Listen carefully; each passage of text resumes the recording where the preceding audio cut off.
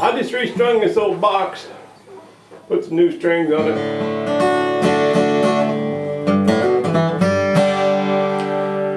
This is a pretty good box, good sounding box. This is a 1967 Martin D28, and it's got the Brazilian rosewood after night, which is kind of a yellow grain and a real pretty wood, and of course the spruce top. But after 1969, I believe it was, or 68, it became illegal to cut Brazilian rosewood.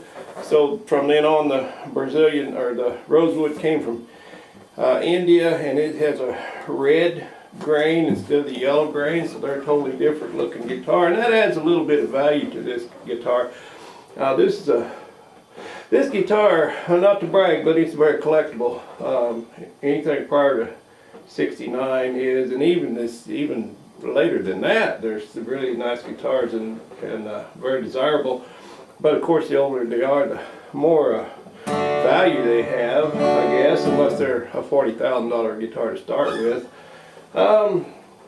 This guitar, most Martin guitars would want, you'd want to put medium strings on it, and because that's what they're set up for. And if you put too heavy a string on it, you get too much pull on the neck, and you can actually damage that a little bit, and it won't be quite right. But this guitar, I bought this guitar from the owner of Guitar Emporium in Ballard, Washington, which is over in Seattle.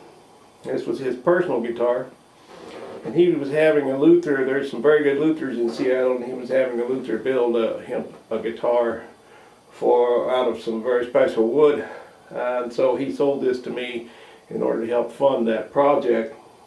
And I'm not going to tell you what I paid for this guitar, and I'm not going to tell you what it's worth, but you people out there that know Martin guitars, you'll know what it is. Anyway, that's beside the point. The point I was going to make is that this guitar has had a neck reset. Over the years, the strings pull on the neck and put a lot of tension on them. It can actually bow the neck a little bit, so then it doesn't fret quite right, or your intonation might be off somewhere on the neck. And this guitar has had a neck reset. And what I liked about this guitar, I looked for about 3 years before I bought a guitar. That's unusual for me because I don't have the patience for that. I usually just go out and grab it if I want it and have the money and can do it. But I was very meticulous in my search for just the right guitar. And when I first played this guitar, I knew it was mine.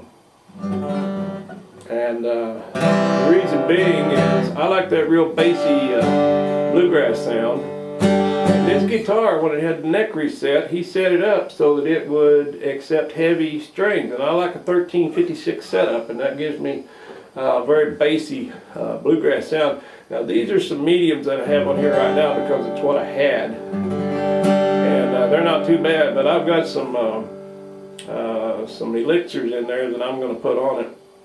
And they are the 1356 strings, and they'll be a little bit heavier, they'll be a little bassier tone, and that's what I like. So just thought I'd share that little tidbit with you this morning.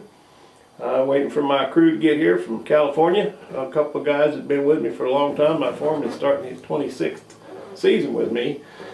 So we've been doing this whittling thing for a long time together, and they'll be here today. We'll get geared up and get going in spite of the snow on the ground.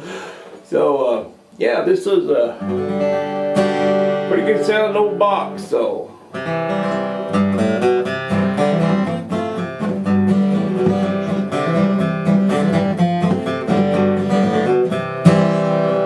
y'all have a good day. See you. Bye.